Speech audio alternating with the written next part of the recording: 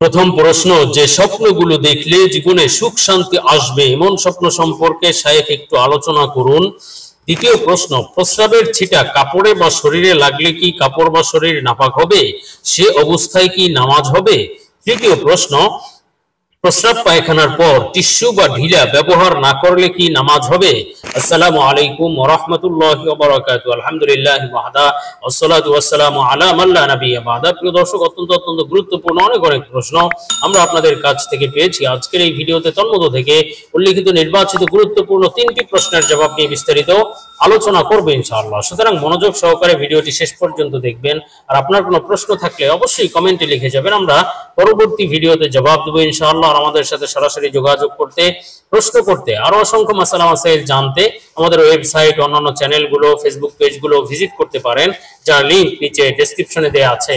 তো প্রিয় দর্শক, কথা না বাড়িয়ে আমরা প্রশ্নের জবাবে চলে যাব। একটি প্রশ্ন ছিল, যে স্বপ্নগুলো দেখলে জীবনে সুখ শান্তি আসবে এমন স্বপ্ন সম্পর্কে শায়েখ একটু আলোচনা করুন। দেখুন, আল্লাহ রাব্বুল আলামিন বান্দাকে মহব্বত করে ভালোবেসে কখনো কখনো স্বপ্নের মাধ্যমে বিভিন্ন সুসংবাদ দিয়ে থাকেন, অথবা কখনো কখনো বিভিন্ন সতর্ক বার্তা দিয়ে থাকেন। আর আল্লাহ তাআলা যে স্বপ্নগুলো দেখান বান্দার জন্য, বান্দার ভালোর কল্যাণের জন্য, সেই স্বপ্নগুলোর সহি ব্যাখ্যা রয়েছে, সত্য ব্যাখ্যা রয়েছে। আর এমন নির্ভরযোগ্য স্বপ্নের ব্যাখ্যার বিশ্ববিখ্যাত কিতাব আল্লামা মুহাম্মদ ইবনে সিরিন রাহমাতুল্লাহ আলাইহির লিখিত তাবিরুল রুইয়া কিতাব, এবং সেই কিতাবের মধ্যে বিস্তারিত ব্যাখ্যা, সত্য স্বপ্নের ব্যাখ্যাগুলো রয়েছে। আমরা সেখান থেকে এমন কিছু স্বপ্ন সম্পর্কে আলোচনা করব যেগুলো দেখলে বুঝতে হবে যে জীবনে শীঘ্রই সুখ শান্তি আসবে, সে এবং দুঃখ কষ্ট দূর হয়ে যাবে। প্রশ্নের ভিত্তিতে এমন কিছু স্বপ্ন সম্পর্কে আলোচনা করতে যাচ্ছি। হযরত মুহাম্মদ ইবনে সিরিন রাহমাতুল্লাহ আলাইহি, যিনি বড় আল্লাহ ওয়ালা স্বপ্নের ব্যাখ্যার বিশারদ বড় ইমাম ছিলেন, তিনি বলেছেন, কেউ যদি স্বপ্নে দেখে যে তার চেহারা যেমন ছিল তার চেয়ে বেশি উজ্জ্বল এবং নূরে নূরান্বিত চেহারা, এমন স্বপ্ন দেখলে এটি অবশ্যই তার জন্য সুখ শান্তির আলামত। বুঝতে হবে জীবন থেকে দুঃখ কষ্ট আল্লাহ তাআলা দূর করে দিবেন, জীবনে শীঘ্রই সুখ শান্তি আসবে ইনশাআল্লাহ, এবং আল্লাহ তাআলা তার সম্মান মর্যাদাও বাড়িয়ে দিবেন, তার মর্যাদা বৃদ্ধি পাবে এবং সে বুজুর্গি লাভ করবে, আল্লাহ তাআলার প্রিয় বান্দায়, প্রিয় বন্ধুতে পরিণত হবে ইনশাআল্লাহ। আর স্বপ্নে যদি কোনো ব্যক্তি দেখে যে তার চেহারা সাদা হয়ে গিয়েছে, ফর্সা হয়ে গিয়েছে, এরকম আলোকিত হয়ে গিয়েছে, তাহলে বুঝতে হবে এর মাধ্যমে বোঝা যাবে যে আল্লাহ তাআলা তাকে দ্বীনের উপর অটল অবিচল থাকার তৌফিক দিবেন, এবং সেই সুসংবাদ আল্লাহ তাআলা তাকে দিচ্ছেন। এই স্বপ্নটি দেখলে বুঝতে হবে সে দ্বীনের উপর অটল অবিচল ভাবে, মজবুত ভাবে থাকতে পারবে ইনশাআল্লাহ। আর স্বপ্নে যদি কেউ চেহারা হলুদ দেখে যে তার চেহারা হলুদ হয়ে গিয়েছে, এটি অবশ্য সতর্ক বার্তা যে এর মাধ্যমে বুঝতে হবে সে অসুস্থ হয়ে যাবে, কোনো রোগ শোকে ভুগতে পারে, অথবা কোনো রোগ ব্যাধির মধ্যে পড়তে পারে, আল্লাহ হেফাজত করেন। আর স্বপ্নে যদি কেউ নিজের চেহারা কালো দেখে যে তার চেহারা কালো হয়ে গিয়েছে, তাহলে বুঝতে হবে এটি তার অপমান, অপদস্থ অথবা লাঞ্ছিত হওয়ার আলামত। কোনো না কোনো ভাবে সে অপদস্থ হতে পারে অথবা অপমানিত হতে পারে, আল্লাহ হেফাজত করেন। আর স্বপ্নে যদি কেউ চেহারা সাদা দেখে কিন্তু পোশাক কালো, অর্থাৎ সে নিজে কালো পোশাক গায়ে দিয়ে আছে কিন্তু তার চেহারা সাদা, এমন স্বপ্ন দেখলে বুঝতে হবে তার কন্যা সন্তান হওয়ার আলামত। আল্লাহ তাআলা শীঘ্রই তাকে সন্তান দান করবেন, সে হবে কন্যা সন্তান। আর স্বপ্নে যদি কেউ নিজের চেহারা বিমর্ষ দেখে, কালো হয়ে গিয়েছে, বিমর্ষ হয়ে গিয়েছে, খুবই খারাপ অবস্থায় দেখে, নাজুক অবস্থায় নিজের চেহারা দেখে, এটি মুশরিক হয়ে যাওয়ার আলামত। বুঝতে হবে আল্লাহ তাআলার সাথে শিরকে সে লিপ্ত হতে পারে, বড়ই সতর্কবার্তার বিষয়। আর স্বপ্নে যদি কেউ দেখে যে তার চেহারা সাদা এবং উজ্জ্বল হয়ে গিয়েছে, চমকাচ্ছে, এমন স্বপ্ন দেখলে বুঝতে হবে সে আল্লাহর প্রিয় বান্দা হবে ইনশাআল্লাহ। আল্লাহ তাআলা তাকে মহব্বত করেন, ভালোবাসেন এবং তাকে ইবাদতের তৌফিক দান করবেন ইনশাআল্লাহ।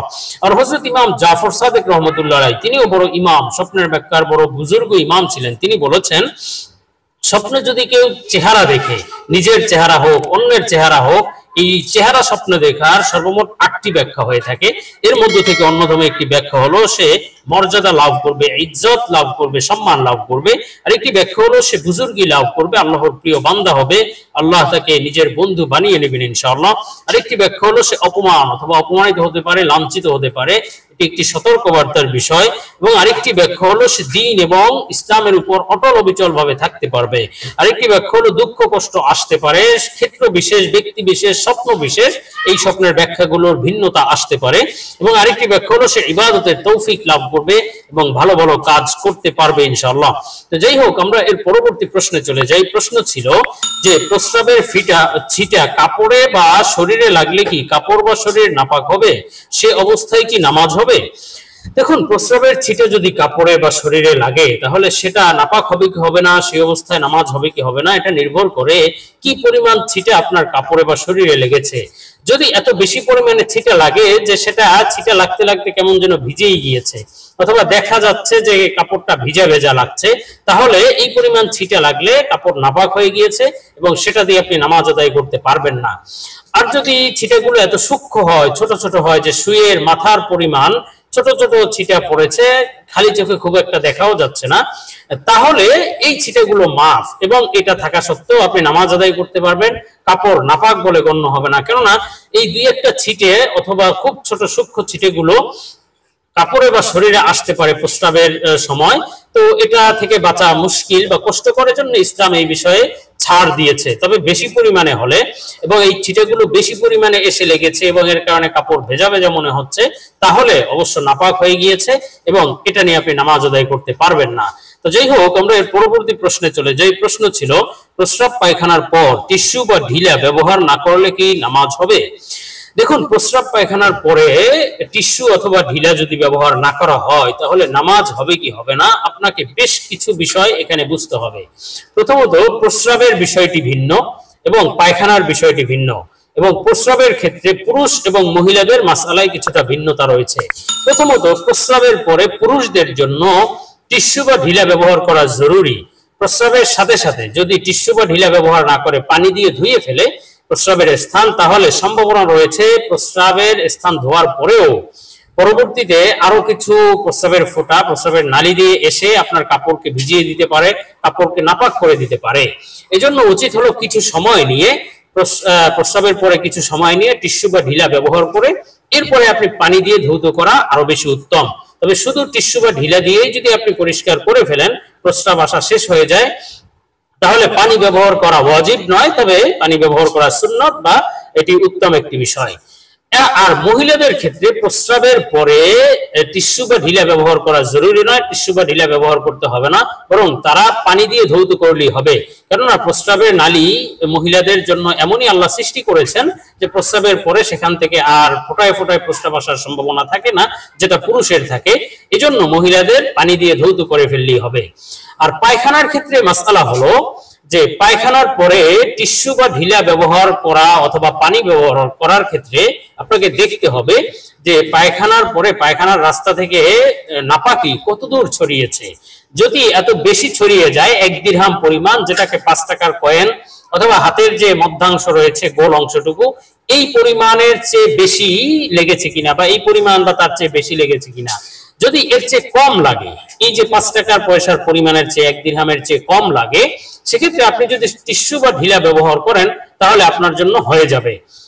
পানি ব্যবহার করা যদিও উত্তম হবে এবং সুন্নাত মুস্তাহাব একটি আমল হবে, কিন্তু শুধু টিস্যু বা ঢিলা ব্যবহার করে পরিষ্কার করে ফেললে তাহলে আপনার জন্য এই অবস্থায় আপনি নামাজ আদায় করতে পারবেন। তবে পানি ব্যবহার করা সুন্নাত বা উত্তম আমল। কিন্তু যদি পায়খানার পরে পায়খানার রাস্তা থেকে 1 দিরহাম বা তার চেয়ে বেশি পরিমাণে ছড়িয়ে যায়, তাহলে এটা আপনার টিস্যু বা ঢিলা দিয়ে পরিষ্কার করলে হবে না, বরং আপনাকে সেটা পানি দিয়ে ধৌত করতে হবে। শুধু টিস্যু বা ঢিলা ব্যবহার করা এখানে যথেষ্ট নয়, তবে পানি ব্যবহার, শুধু যদি পানি ব্যবহার করেন তাহলেও হয়ে যাবে, কিন্তু টিস্যু বা ঢিলা ব্যবহার করা উত্তম হবে। আর যে কোনো ক্ষেত্রে টিস্যু বা ঢিলা ব্যবহার করেন আর না করেন, পানি ব্যবহার করা উত্তম। শুধু পানি ব্যবহার করলে যদি পরিষ্কার হয়ে যায় তাহলেও আপনার সেটা পরিষ্কার হয়ে যাবে, পবিত্রতা অর্জন হয়ে যাবে। টিস্যু বা ঢিলা ব্যবহার করা এটি আপনার জন্য উত্তম সুন্নাত একটি আমল হিসেবে গণ্য হবে। তো প্রিয় দর্শক, আল্লাহ তাআলা আমাদেরকে বিষয়গুলো বুঝার এবং আমল করার তৌফিক দান করুন। আল্লাহুম্মা আমিন।